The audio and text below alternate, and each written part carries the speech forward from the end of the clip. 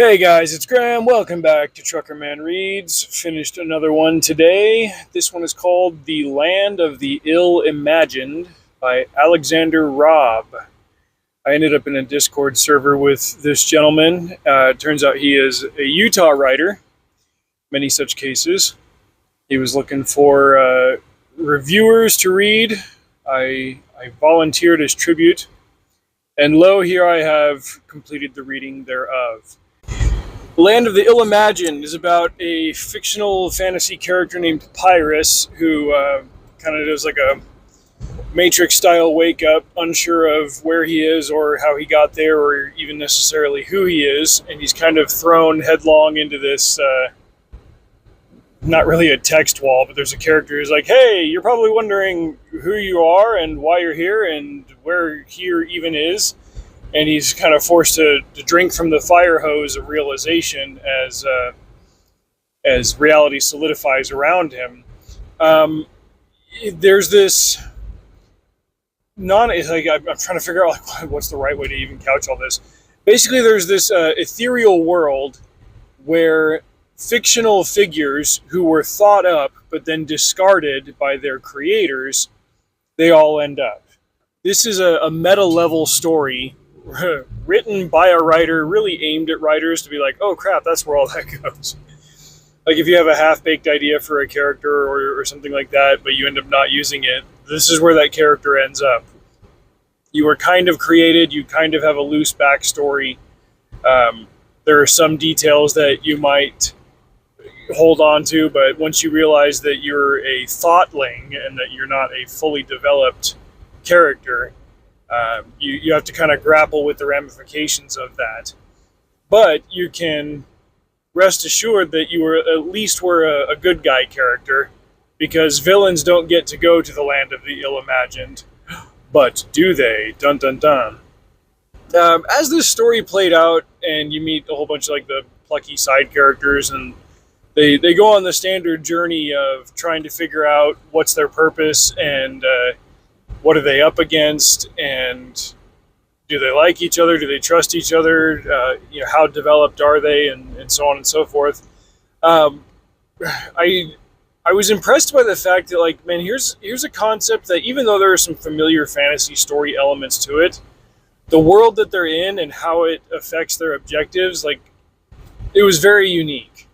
This felt very much like an Alice in Wonderland Through the Looking Glass type story, where it's like there are hardly any rules or limitations for what's going on, but the characters are constantly trying to figure out the rules and limitations for what's going on as they come to identify a threat to them in the land of ill-imagined.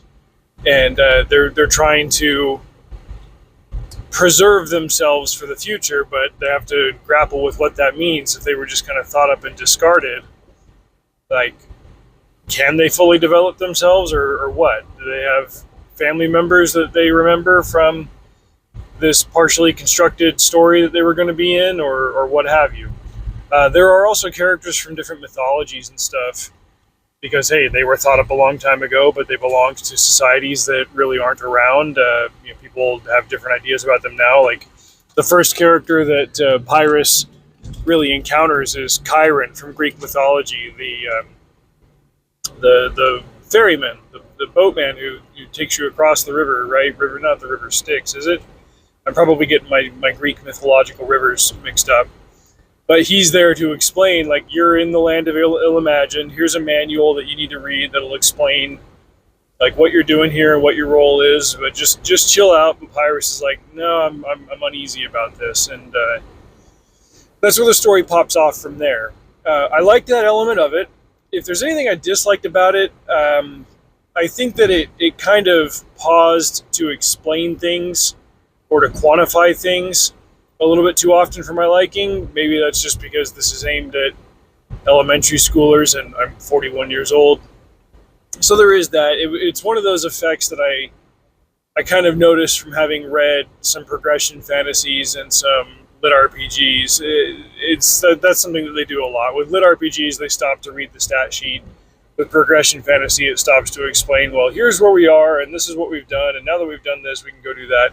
There was a little bit of that because, like I said, this is an ill-imagined land. It's literally called the land of the ill-imagined. And these are partially developed beings of thought that are trying to navigate their way through this land. But there are some rules and some governing laws of physics along the way that reign over them, and they've got to figure out what those are as the story progresses. I guess in that sense, it was also a little bit like Inside Out, the Pixar movie.